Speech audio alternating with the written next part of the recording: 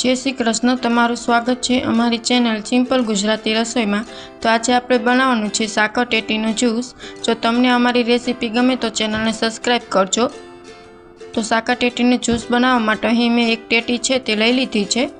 हवे तेने कापीने आपणे अंदरथी जे बी छे ते काढी लेशुं अने नानी नानी चीरू करी लेशुं, सुधारी लेशुं आपणे। हवे नाना नाना टुकड़ामां आपणे साकर टेटीने कापी लेशुं। तो अहीं मैं टेटी है ते कापीने तैयार करी लीधी है। हवे आपणे साकर टेटी कापीने तैयार कर लीधी है। अहीं खांड पण लई लीधी है।